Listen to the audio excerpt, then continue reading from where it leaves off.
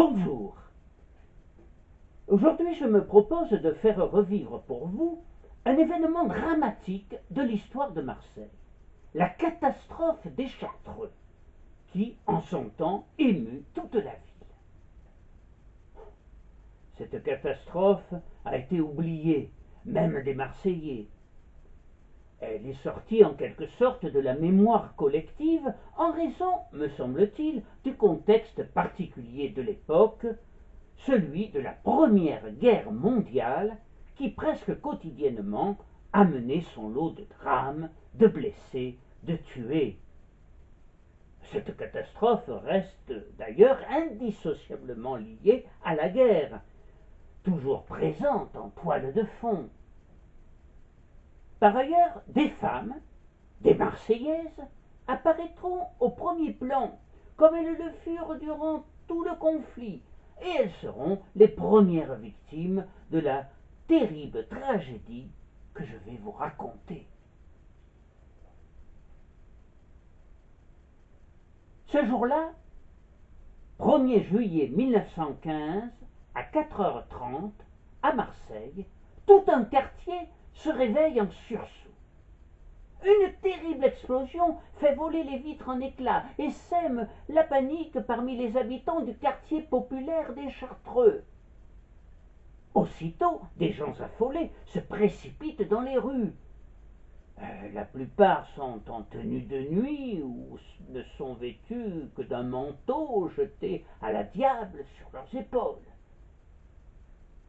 La puissante détonation semble venir de l'usine de pyrotechnie du boulevard de Roux qui fabriquait des pièces d'artifice. Les gens étaient terrorisés, mais ne semblaient pas très surpris. Après tout, n'étions-nous pas en guerre depuis bientôt 1 an, même si Marseille semblait préservée en raison de son éloignement du front. Beaucoup de Marseillais étaient convaincus qu'un jour ou l'autre, la ville allait être la cible des bombes allemandes. Par ailleurs, cette guerre, que l'on nous avait promis courte, s'éternisait. Alors, depuis plusieurs semaines, Marseille s'interrogeait, et les Marseillais manifestaient de plus en plus leur impatience et leur agacement.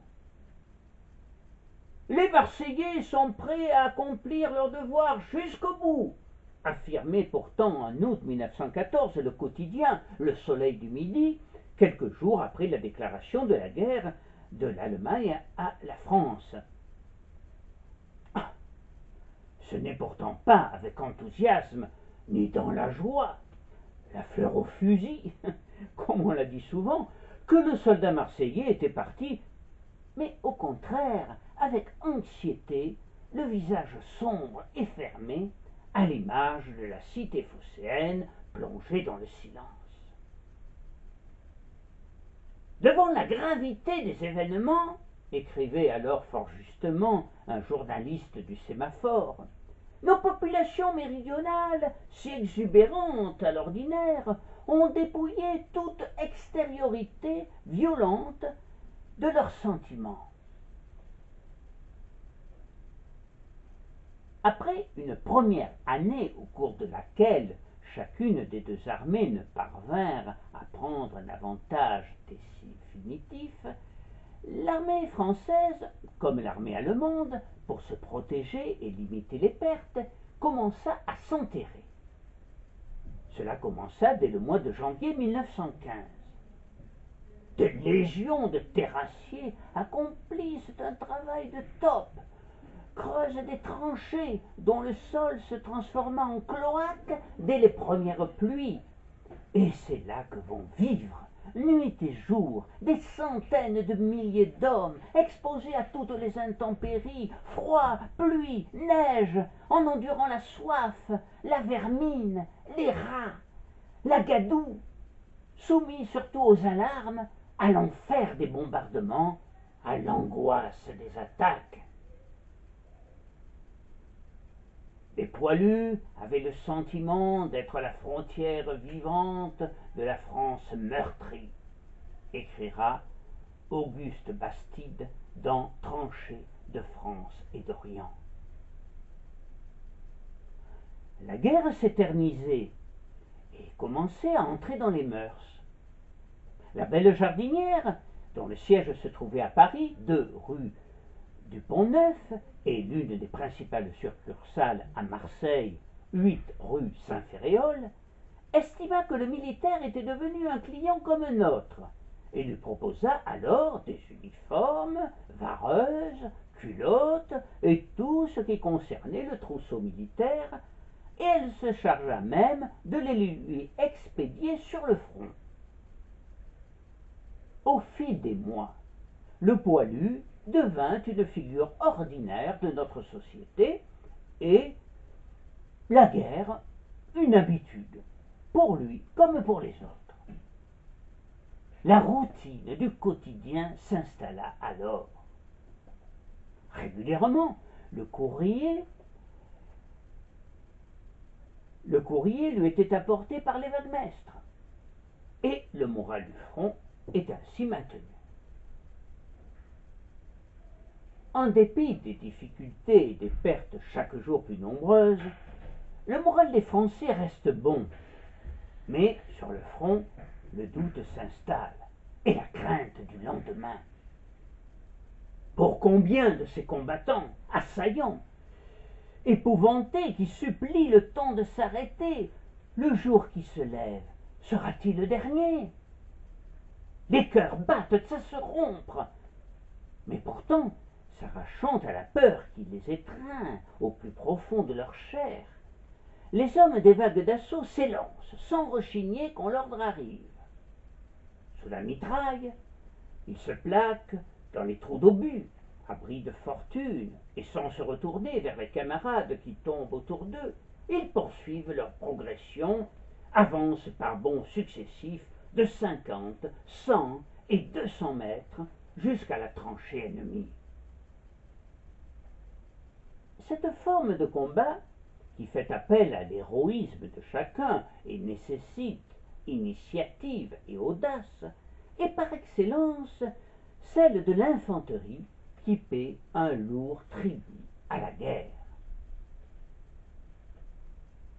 Une nation, encore en majorité paysanne, défend sur le sol ancestral chaque pouce de terrain, mêlé à la terre des tranchées dans la grande pitié de la campagne meurtrie.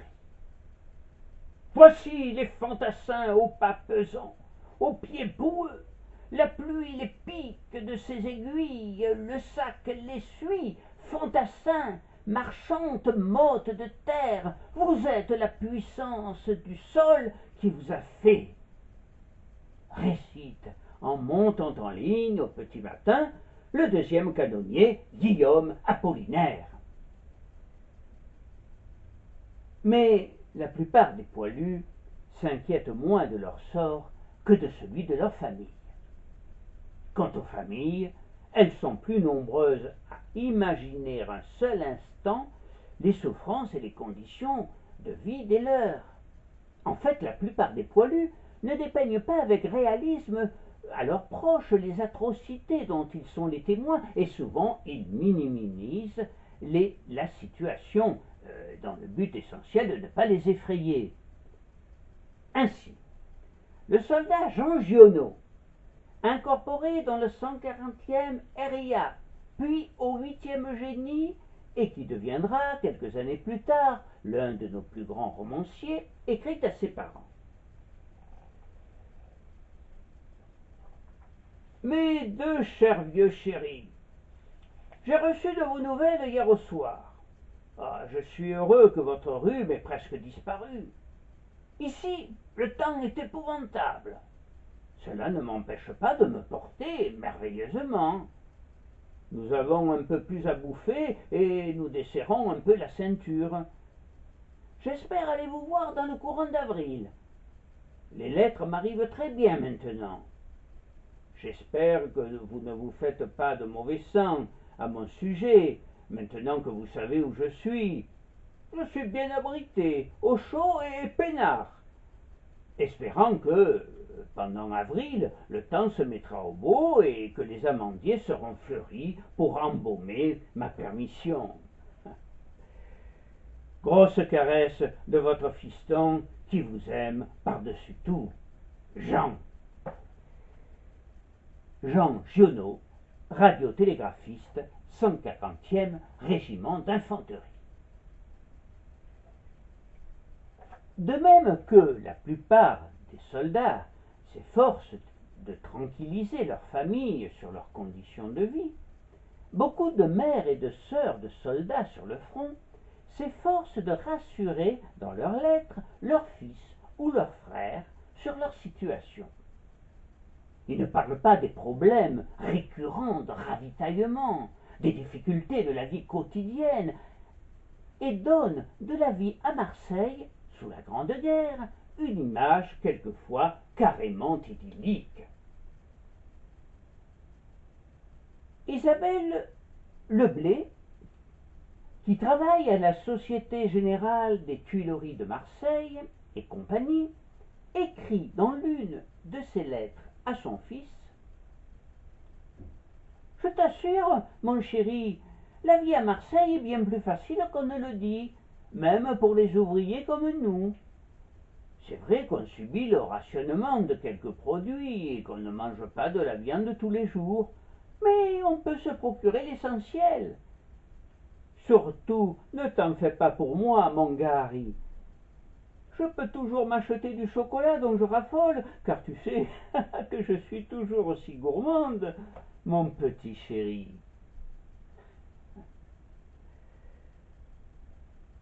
Si, malgré les propos rassurants d'Isabelle, se procurer de la nourriture n'est pas toujours facile pour les Marseillais, en revanche, trouver du travail ne pose pas de difficulté. Les hommes étant pour la plupart mobilisés, il faut recruter dans les entreprises pour les remplacer et continuer à faire marcher le pays. Il faut aussi les remplacer dans les champs. Et ce sont les femmes qui seront aussitôt sollicitées, comme en témoigne le vibrant appel que leur avait adressé le président du Conseil, René Viviani, dès le début du conflit. « Debout, femmes françaises, jeunes enfants, filles et fils de la patrie! Remplacez sur le champ du travail ceux qui sont sur le champ de bataille. Préparez-vous à leur montrer demain la terre cultivée, les récoltes rentrées, les champs ensemencés. Il n'y a pas, dans ces heures graves, de labeur infime. Tout est grand qui sert le pays.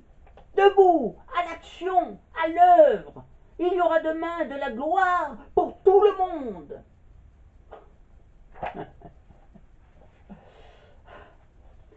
Très belle harangue, certes, mais il me semble nécessaire toutefois de corriger une idée préconçue et encore trop largement répandue. On imagine souvent que la femme, notamment à Marseille, a commencé à travailler au cours de la Grande Guerre. Or, il n'en est rien. Au XIXe siècle, Marseille était une ville bruissante de travail autour de son port et ses usines très nombreuses. Et dès cette époque, les femmes participèrent à cette activité, en dépit du fait que l'on voulait alors les cantonner au foyer, où il est vrai qu'elles assumaient des tâches ménagères considérables dans les milieux modestes. Tite de Monnier en témoigne dans ses romans, notamment dans La rue courte, son premier livre qu'elle dédia à son maître Jean Giono. Dès les premières lignes du roman, on est bouleversé par la misère et les souffrances de ces femmes marseillaises, brisées par un labeur quotidien épuisant. Frisette Dieudonné, le personnage principal du roman, commence à travailler au lever du jour. À peine debout, la voilà qui plonge à deux bras dans cette masse épaisse, jetant de côté les pantalons de maçon qui font de grosses taches, comme de lait caillé, entre des lainages sombres du petit et les robes grises des femmes. Les descriptions de ce genre réaliste se poursuivent tout au long du récit et le transforment en reportage minutieux sur le travail de milliers de femmes marseillaises. À Marseille, peu de maisons ont l'eau courante, l'eau à la pile, et qu'il fasse chaud ou que le Mistral soit comme un couteau de glace qui la coupe en deux, Frisette se rend au lavoir. Quand midi approche, elle rentre très vite avec des mains gonflées, blanches de lessive, pour préparer le repas. Et l'après-midi, elle choisit un coin abrité du Mistral pour étendre son linge. En définitive, Frisette aime mieux la lessive que le ménage. On est plus tranquille pour penser, dit-elle. Car, voyez-vous, la modeste héroïne de la rue courte pense sans cesser de travailler. Et c'est ce qui ajoute beaucoup à l'intérêt du livre de Tidmonnier. Elle rêve sans doute d'une vie plus facile, mais elle ne se révolte pas contre sa condition, et ne s'abrutit pas comme sa sœur Clara dans le vin. Il semblerait que l'on n'ait pas vraiment avancé depuis la Gervaise de l'Assommoir de Zola. Il est essentiel, je crois, de ne pas oublier l'immense travail non payé des femmes au foyer. Il y avait ensuite les femmes qui travaillaient dans le négoce, les services ou l'industrie. Marseille a toujours été une grande ville ouvrière tout au long du XIXe siècle. La diversité des industries marseillaises offrit aux femmes comme aux hommes de multiples emplois, mais des emplois différents. Plus de la moitié des femmes étaient employées dans l'industrie de l'habillement et de la couture. Elles étaient couturières ou vendeuses dans les grands magasins de confection, sans parler de celles qui, travaillant comme ouvrières auprès de tailleurs, ne figuraient pas dans les statistiques. Les autres travaillaient à l'usine, souvent dans les fabriques de tuileries ou à l'emballage dans les savonneries. Elle travaillait aussi dans les fabriques de bougies, encore nombreuses jusque dans les années 20, ou dans celles de spiritueux. Plus de 20 000 d'entre elles occupent des emplois souvent très modestes dans le commerce de détail et l'alimentation. Les fabriques de dattes fourniront aux femmes, jusqu'à la fin des années 30, des emplois saisonniers très recherchés, car généralement bien payés. Quant aux petits métiers ambulants, très fréquents à Marseille, ils étaient exercés en majorité par les femmes. Les bouquetières, comme les marchandes de brousse ou de limaçons, ou les incontournables parisiennes, poissonnières, plus exactement, deviendront même après la guerre des figures emblématiques de la ville. On peut remarquer, par ailleurs, que dans les quartiers occupés par la grande bourgeoisie d'affaires de l'époque, qui logeait dans les beaux hôtels particuliers, notamment rue de la République ou dans le quartier du Palais de Justice, l'activité féminine était dominante. Si les femmes d'affaires ou les propriétaires étaient peu nombreuses, en revanche, une armée de domestiques, bonnes à tout faire, nourrices et gouvernantes, s'affairait toute la journée. À en croire Horace Bertin, on ne voyait qu'elles, sur les balcons, les femmes de chambre, le balai à la main, aux fenêtres, les domestiques qui secouaient des tapis, à tour de bras, sur le seuil des portes, des femmes, frottant, dos baissé, d'autres sortant des corridors et venant vider des baquets d'épluchures à l'heure du laitier, des cuisinières, bonnes, femmes de chambre qui descendaient et s'accroupissaient sur une marche d'escalier. Dans ces espaces, qui regroupaient une grande part de l'élite économique masculine de Marseille, les femmes imposaient leur marque à la fois démographique et professionnelle. Dire, comme d'aucuns, dans les années 20, que les femmes étaient absentes sur le marché du travail avant le premier conflit mondial serait donc inexact et absurde. Toutefois, il est indéniable que la Grande Guerre allait amplifier cette présence féminine dans le monde du travail et par ailleurs amener des femmes à exercer des métiers qui avaient été jusque-là essentiellement masculins, comme les métiers de voirie ou de conductrice de tramway par exemple.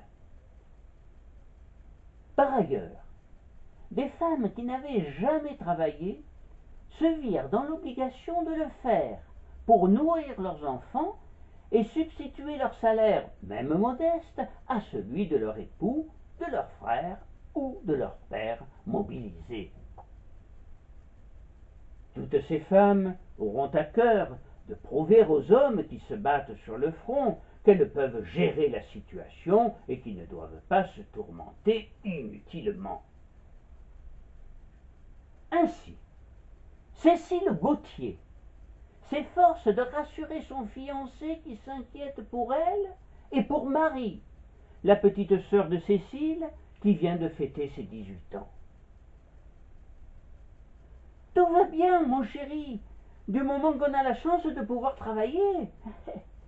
Même Marie a réussi à trouver du travail, son premier travail, dans l'usine de pyrotechnie des Chartreux. Si tu savais comme elle est contente et fière.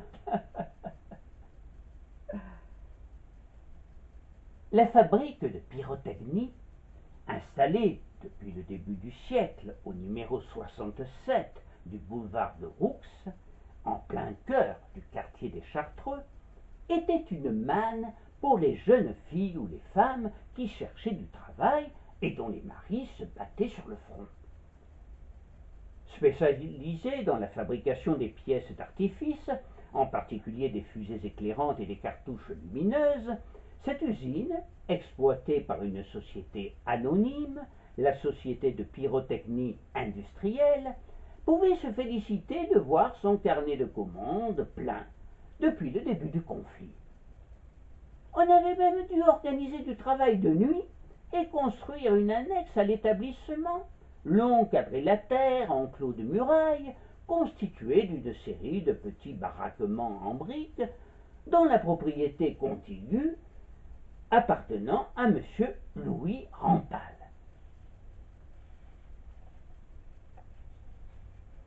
M. Émile Petre, ancien ingénieur de la compagnie des tramways, dirige, avec paternalisme, la centaine d'employés. Du fait de l'absence des hommes qui combattaient sur le front, la majorité de la main-d'œuvre était féminine. Ah, certes, certaines ouvrières employées dans la fabrique avaient quelquefois des scrupules, mais les exprimer. Travailler dans une usine qui fabrique des armes pour poursuivre cette guerre atroce pouvait choquer les consciences. Mais le patriotisme finissait pourtant par l'emporter sur les scrupules. On peut s'étonner qu'une telle usine ait pu s'installer si près des immeubles et des maisons, mais à l'époque, les normes de sécurité n'étaient pas celles que nous connaissons actuellement, et sa présence ne faisait pas polémique. Elle faisait même partie du paysage, comme le vaste dépôt de vêtements de l'immeuble du 79, avenue des Chartreux, qui sera aménagé après la guerre par la société Picon et compagnie pour la fabrication de ces fameux apéritifs. Les Chartreux étaient un quartier très vivant et chaleureux, où il faisait bon vivre dans un climat de convivialité et de fraternité, au-delà des opinions politiques ou religieuses de chacun. C'est au numéro 56 de l'avenue des Chartreux que Marcel Pagnol fit ses études primaires dans une école qui sera entièrement reconstruite dans les années 1998-1999.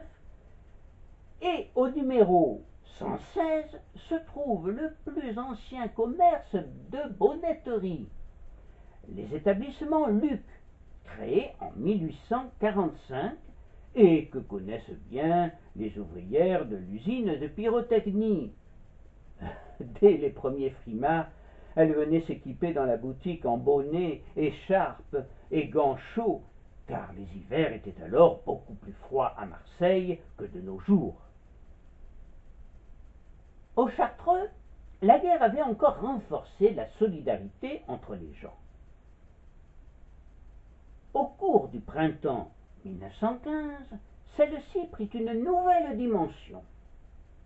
Des armes nouvelles, nées des innovations scientifiques et techniques, commencèrent à bouleverser les techniques de combat. Et c'est en cela que cette guerre, que l'on appellera aussi la première guerre mondiale, parce qu'elle débordera le cadre de la vieille Europe et concernera le monde entier, sera très différente des guerres précédentes. Ce sera une guerre moderne, autrement dit, une guerre horrible, une guerre du XXe siècle. Parmi les nouvelles armes utilisées dès le début du conflit figure l'aviation, qui existait depuis le début du siècle et qui va être utilisée d'abord pour l'observation.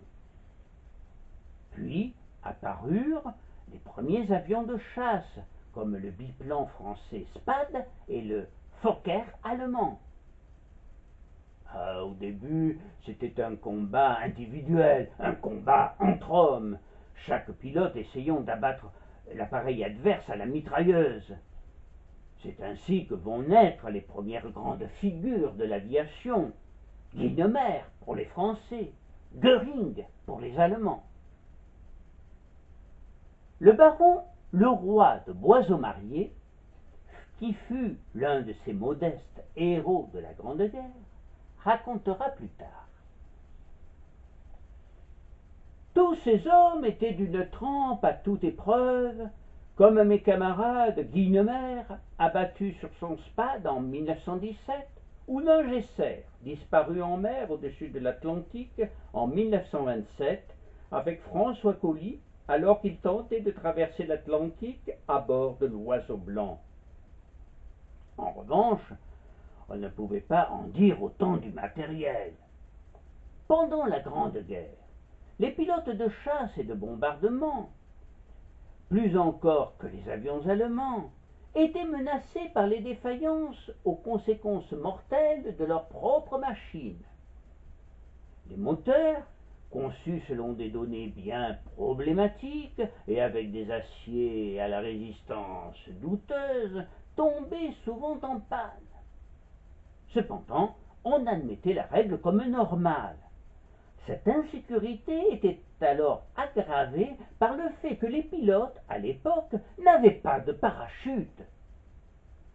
Quand l'appareil de l'un d'eux était touché ou tombait en panne, la seule chance de salut résidait dans l'atterrissage. On se posait là où le destin vous avait conduit, souvent dans des lignes allemandes. On cassait du bois et, au mieux, le pilote se retrouvait à l'hôpital en fort piteux état. Ah, c'est mécanique! On changeait les moteurs au bout de 20 heures et les cellules au bout de 50. Vous savez, il fallait être fou pour monter dessus.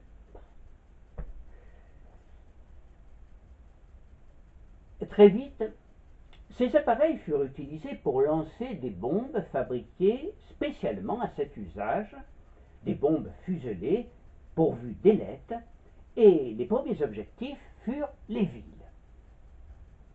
Dès 1914, les Taube, comme on appelait alors les avions allemands, commencent leur premier raid sur Paris.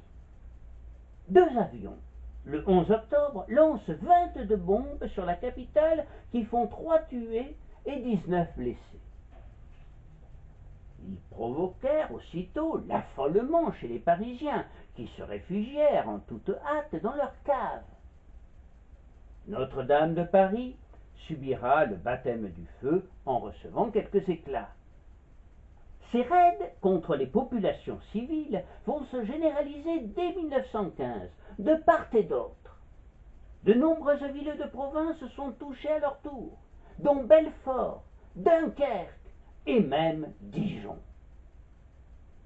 Puis, ce furent les Zeppelins, qui firent leur apparition, et qui plus encore que les avions semaient la panique quand on les signalait. Ces lourds dirigeables glissaient la nuit silencieusement, tout feu éteint, et lâchaient leurs bombes un peu par hasard, semant l'épouvante parmi les populations. On les voyait partout, on les signalait dans toute la France, et la hantise de les voir soudain surgir dans le ciel et déverser leur redoutable chargement sans être inquiétés gagna toute la France, même le midi. Après la première détonation à l'usine de pyrotechnie, ce 1er juillet, au petit matin, une seconde explosion, plus terrible encore, fit trembler tout le quartier. Le Petit Provençal, dans son article du lendemain, parlera d'explosions crépitantes pareilles au grondement que feraient des wagons roulant sur une plateforme de fer. Pour les habitants du quartier, le doute n'est pas permis. Les Boches sont là. Et, depuis leurs zeppelins ou leurs avions, ils commencent à bombarder la cité phocéenne. Une femme d'ailleurs le confirme. La veille au soir, elle a vu par sa fenêtre une forme massive dans le ciel nuageux, un zeppelin, assurément. Les gens, apeurés, se serrent les uns contre les autres, comme réconfort à leur impuissance et à leur épouvante. Les hommes les plus hardis tentent de ramener le calme, comme ce grand-père qui a vu de près les bombes de la guerre de 1870 exploser dans la capitale assiégée par ces mêmes Allemands, et tente de rassurer des gosses qui pleurent. Toujours très matinal, Pierre Roche, commerçant en huile et café, boulevard Bannon, actuellement boulevard de la Madeleine, se rendait alors dans son magasin lorsqu'il entendit la première explosion. Il vint aussitôt au secours des blessés et fit preuve d'un très grand sang-froid. Pierre Roche sera conseiller municipal en 1919 et administrateur de la caisse d'épargne. L'agent de police Mercier, de son côté, s'efforce de maîtriser la crise de nerfs d'une jeune femme. Des flammes gigantesques s'élèvent au-dessus des baraquements de briques et recouverts de tôles ondulées de l'établissement, tout en longueur et entouré de murailles. Des fusées explosant sont projetées dans tous les sens, jusqu'à plus de 500 mètres de l'établissement, et renforcent l'affolement général. Le fort Mistral attise les flammes, et la fumée épaisse vous prend à la gorge.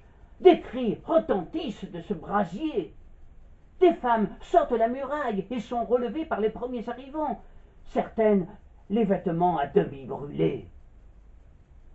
L'abbé Fouque, alors curé des Chartreux, est très vite sur place avec son vicaire, l'abbé Lieuton, et il rencontre aussitôt les premiers blessés que des riverains ont conduits dans les 2 pharmacies les plus proches. Le docteur Balata, présent près de l'usine, leur prodigua les premiers soins. Mais la priorité est de circonscrire le violent incendie qui suivit l'explosion et de l'empêcher d'atteindre d'autres dépôts de poudre. Le corps des pompiers des Chartreux, dirigé par le capitaine Delfieux, arrive très vite sur les lieux.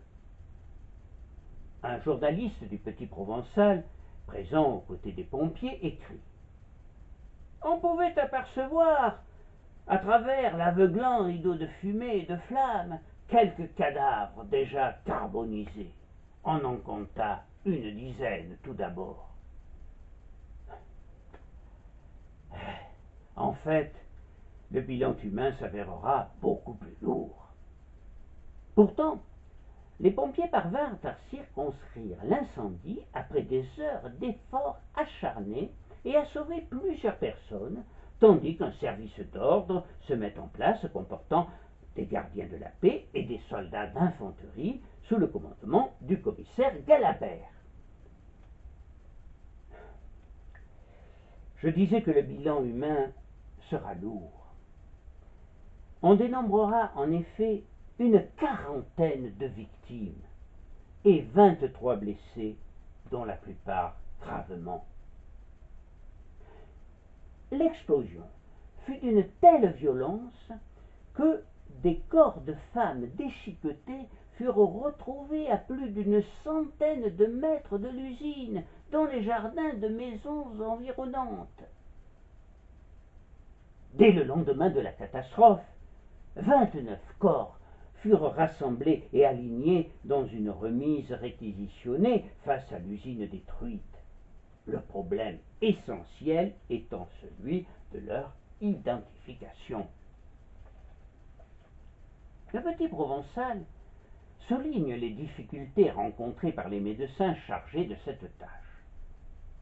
À une époque où n'existait pas la reconnaissance grâce à l'ADN, mais qu'elles l'ont donné. Les seuls bijoux de ces pauvres gens n'étaient presque que des alliances. À midi, 3 seulement étaient reconnus. Et partout, éparpillés sur le sol noirci et fumant, des crânes, des jambes, un pied chaussé d'un soulier, un morceau de tissu fleuri, un colifichet. On constata très vite que les victimes étaient à 96% des femmes, ce qui n'avait rien d'étonnant, le personnel de l'usine étant essentiellement féminin, comme nous l'avons dit. Mais il y eut également 2 victimes masculines, le chimiste de l'usine, M. Martin, et l'ouvrier Landy.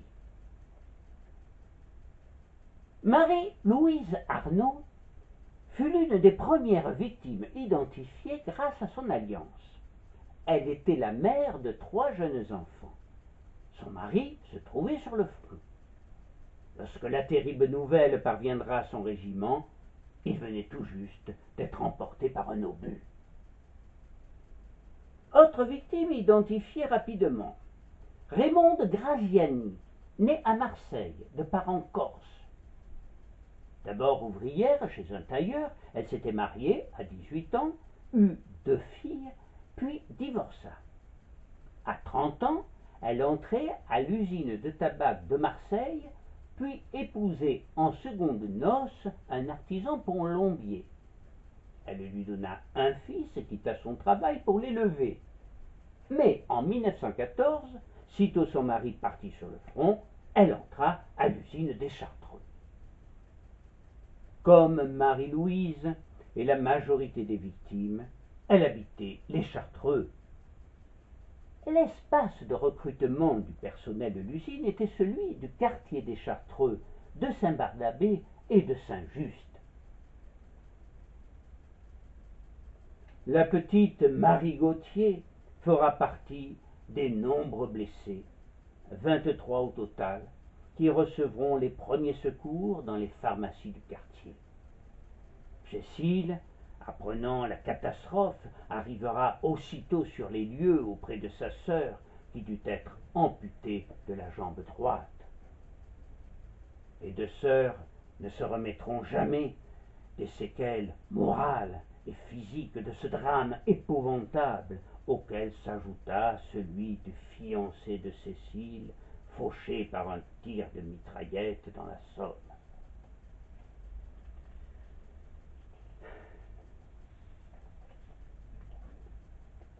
L'âge des blessés et des morts démontra, sans conteste, que l'usine des Chartreux employait une main-d'œuvre jeune, et même très jeune, puisque cette ouvrière avait de 13 à 15 ans. Les moins de 25 ans représentaient 61% du total. Gilberte Coste avait seulement 15 ans lorsqu'elle entra à l'usine. Elle était native de l'Estac, dernière née d'une famille ouvrière de 7 enfants.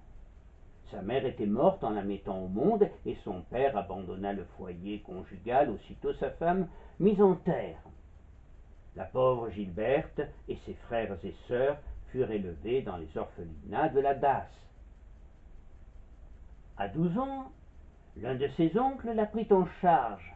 Il était cantonnier et travaillait dur pour élever ses 4 enfants et s'occuper de sa femme malade.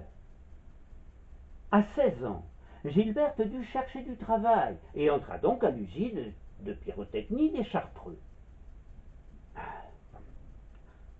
Elle ignorait sans doute alors qu'un petit voisin de son oncle, Louis Merle, qui venait d'être mobilisé, était tombé éperdument amoureux d'elle et avait décidé de lui déclarer sa flamme dès son retour de la guerre, dans 2 ou 3 mois au maximum. Louis Merle, fils d'un simple chaudronnier, était presque devenu une célébrité dans le quartier, car il avait sauvé de la noyade plusieurs personnes. À 16 ans, il accomplissait son premier exploit. Il sortait des eaux du port un ramoneur un peu ivre. L'année suivante, il récidivait en sauvant une jeune femme qui se noyait aux pierres plates. Et, à la veille de la guerre, il se trouvait par hasard non loin de l'embarcadère d'un bateau arrivant des îles du Frioul, l'Escapade, quand une dame et un restaurateur de l'Estac glissèrent alors qu'ils débarquaient sur la cale et tombèrent à l'eau entre le bateau et le quai.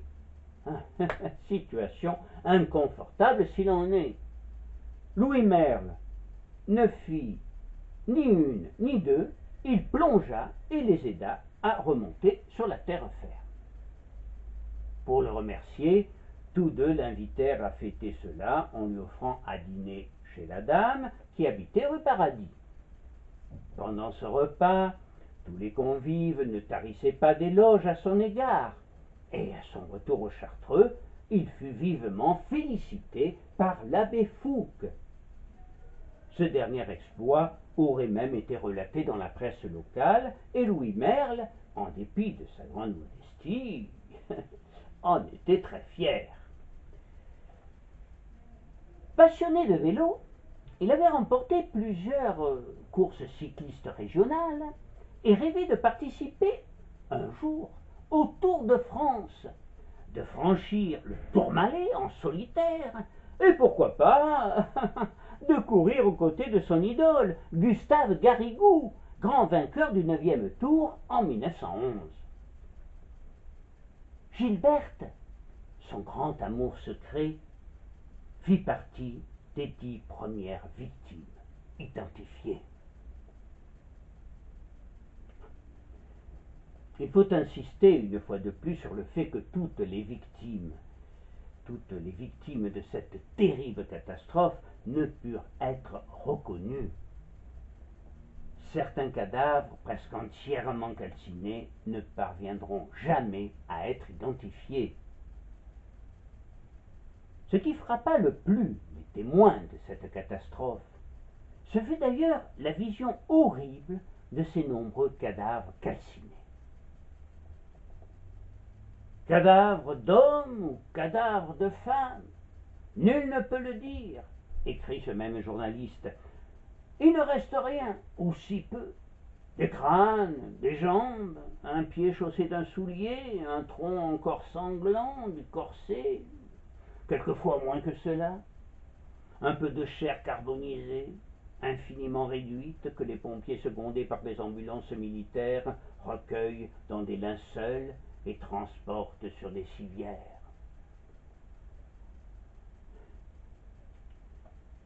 Un 30e cercueil recevra des restes non identifiés des malheureuses victimes. Et 2 jours après la tragédie, des restes calcinés furent encore découverts par les pompiers. Les bières contenant les corps seront transportées à la morgue du cimetière Saint-Pierre. Cette catastrophe sans précédent suscita un magnifique élan de solidarité de la part des Marseillais. Les particuliers mirent aussitôt leur voiture à disposition pour acheminer les blessés dans les hôpitaux de la ville et à l'hôpital de la Conception pour les plus gravement atteints au visage, à la poitrine ou aux membres inférieurs. Un médecin rapportera qu'il y avait parmi les blessés une dizaine de visages dont il ne restait ni nez, ni dents, ni langue, ni menton. Il préfigurait ces malheureux survivants de la Grande Guerre, irrémédiablement meurtris, et qui s'appelleront eux-mêmes les gueules cassées. Toutes les demi-heures, il fallait laver à l'eau oxygénée ces visages pitoyables, figés dans l'horreur.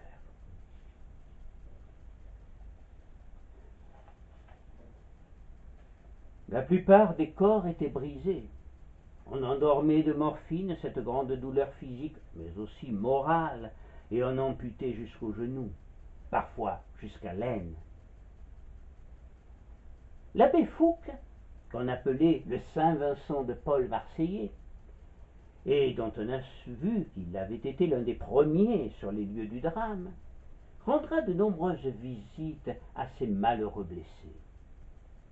On raconte même que lors de sa première visite à l'hôpital de la Conception, au cours de laquelle il s'efforça de les réconforter, ne pouvant retenir ses larmes, il sortit précipitamment de la grande salle où une dizaine de blessés, parmi les plus graves, avaient été rassemblés, et tomba à genoux dans la cour de l'hôpital en s'écriant « Mon Dieu, je vous en supplie, ayez pitié de ces malheureux !»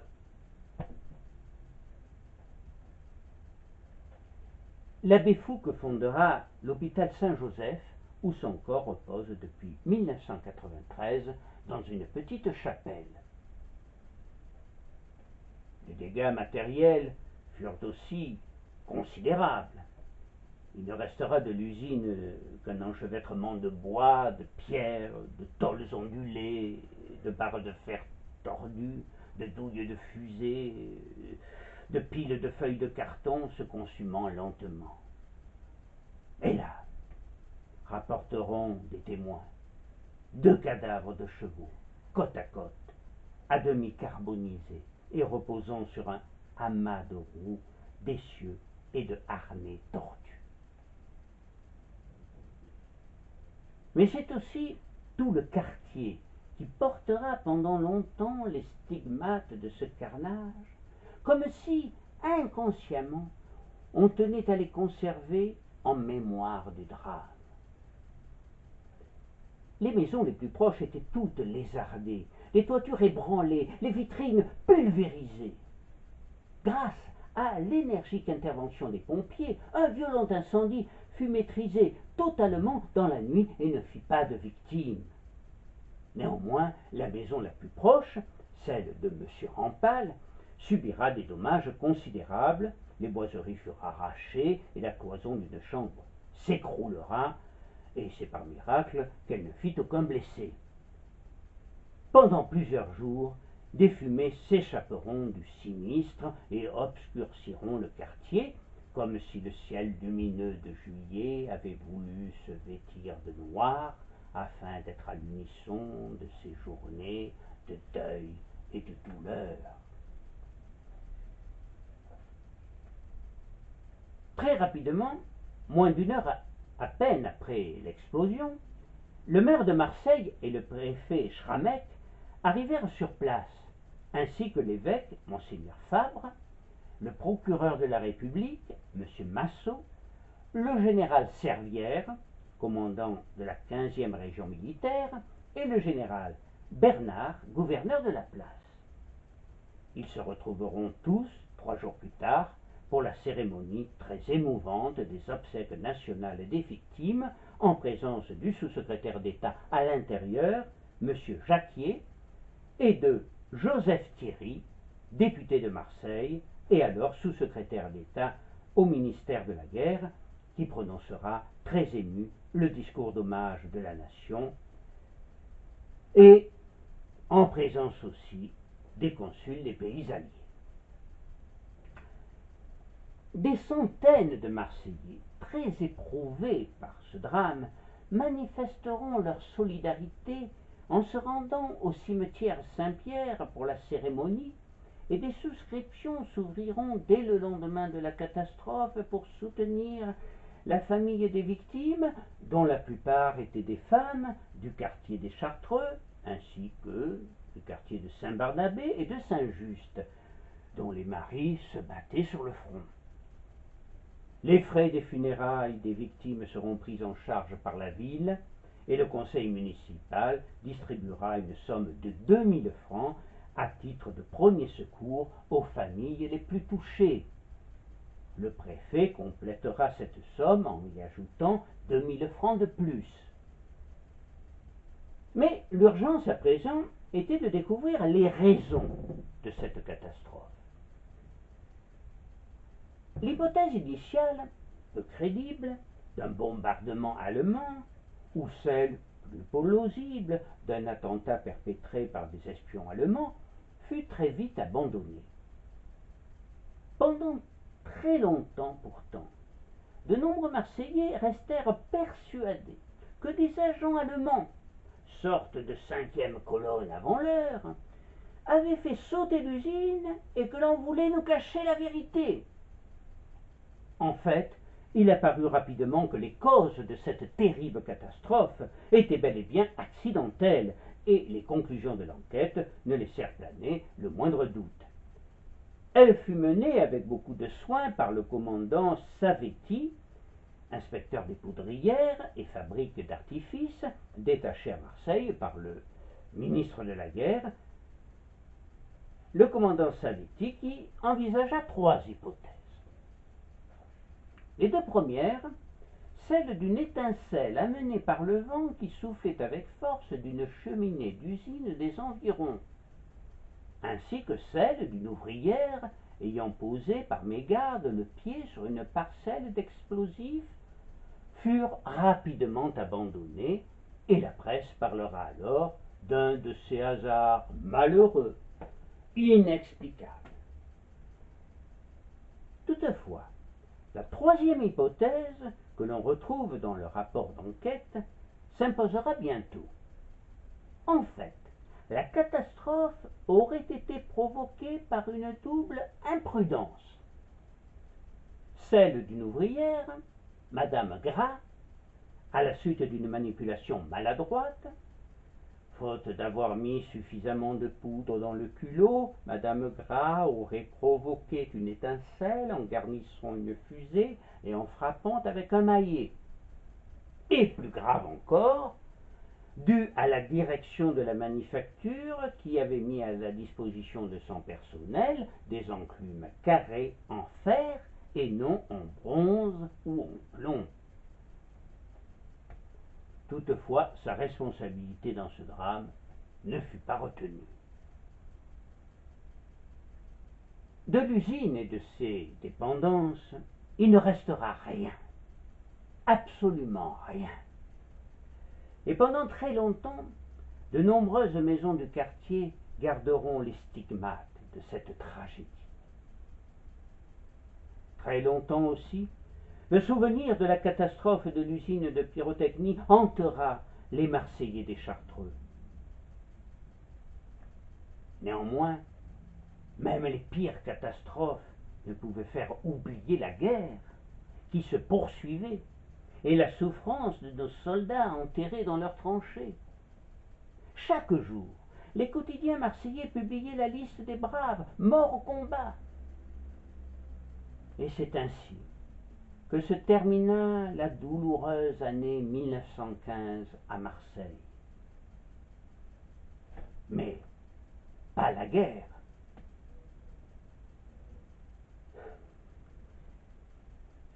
Nous ne pouvons pas évoquer, même brièvement, cette guerre atroce sans ajouter quelques mots sur une bataille devenue mythique, la bataille de Verdun, qui se déroula de février à décembre. Celle-ci restera associée à l'année 1916, l'année la plus terrible de cette guerre terrible au cours de laquelle l'héroïsme devint monnaie courante. Verdun, dans le département de la Meuse, est le cœur de la France, décréta le Kronprinz. Si tous les hommes qui sont morts ici se levaient, ils n'auraient pas la place de tenir debout, écrira Monterland. Au cours des premières semaines de 1916, sous la pression du Kaiser, l'état-major allemand décida d'en finir et prépara, sous la direction du Kronprinz en personne, une attaque de grande envergure pour obtenir un succès décisif et définitif. Au début de l'année, le temps travaillait déjà contre l'Allemagne. Les denrées de première nécessité commençaient à manquer. La presse neutre écrivait que des grèves éclataient dans les usines et que les ménagères manifestaient devant les boutiques vides. Il fallait donc ne plus attendre et porter un coup fatal à l'adversaire. Le secteur de Verdun fut aussitôt engagé pour cette bataille finale, essentiellement pour des raisons psychologiques, car un grand prestige restait attaché à Verdun. N'était-ce pas dans cette ville que Charlemagne, fondateur de l'Empire germanique, avait choisi l'aigle à deux têtes comme emblème de sa puissance? L'offensive fut déclenchée le 21 février. Pendant près de 9 heures, plus d'1 millier de canons crachèrent plus de 50 000 obus, tuant un homme par compagnie toutes les 5 minutes, ouvrant dans la terre des entonnoirs parsemés de cadavres entiers ou en morceaux. Le bombardement se poursuivit de jour et de nuit pendant près de 10 mois, 10 longs mois apocalyptiques. En juillet, l'envoi en renfort de plusieurs unités sur le front de la Somme obligea le Kronprinz à renoncer aux grandes offensives.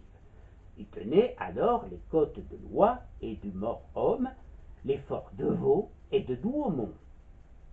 Des succès que les généraux Pétain et Nivelle lui avaient fait payer cher. Chaque mètre de terrain conquis ou défendu coûtait la vie à des milliers d'hommes. La bataille de Verdun coûta aussi cher aux Allemands qu'aux Français. On peut dire que dans toute l'histoire, même de la Seconde Guerre mondiale, aucun des adversaires n'apportera autant d'acharnement pour disputer quelques mètres d'un sol pourri de ses propres cadavres. Jamais une telle puissance de feu ne sera mise en action. On chiffra le nombre de morts dans les deux camps à près d'1 demi-million, dont un tiers environ ne reçut pas de sépulture, leurs corps pulvérisés ayant été mêlés à la terre. Puis sans compter les 800 000 blessés et les 3/4 mutilés à vie. Parmi ces blessés se trouvait Louis Merle. Vous savez bien, le petit Marseillais passionné de vélo. D'hôpitaux en hôpitaux, il se remit progressivement de ses graves blessures, mais ses rêves de champion cycliste s'envolèrent avec ses illusions sur la nature humaine. Un seul espoir le portait encore, celui de revoir Gilberte et de l'épouser. au commencement de l'été, il put enfin quitter l'univers hospitalier et retourna à Marseille. Il y retrouva sa mère, qui était partie vivre avec l'une de ses sœurs, rue des Phocéens, lorsque celle-ci perdit son mari emporté par un obus lors de la première bataille de la Marne. Puis Louis retourna au Chartreux, et il tambourina à la porte de l'oncle de Gilberte. Celui-ci, le teint blême, les larmes embrumant les yeux, lui apprit alors la catastrophe de l'usine et la mort atroce de sa nièce.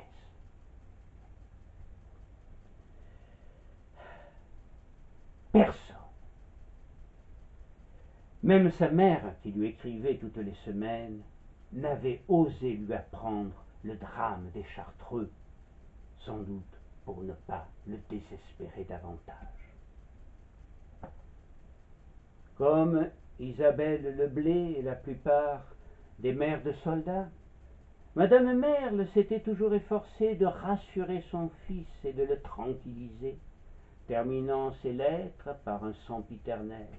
« Surtout, ne t'en fais pas pour moi, mon Gary !»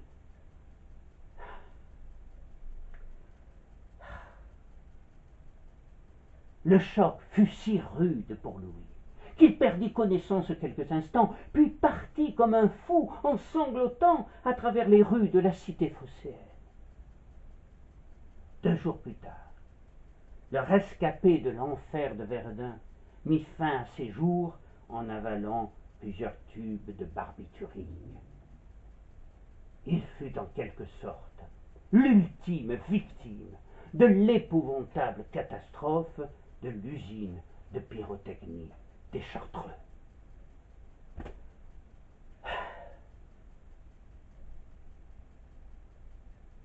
Je vous remercie.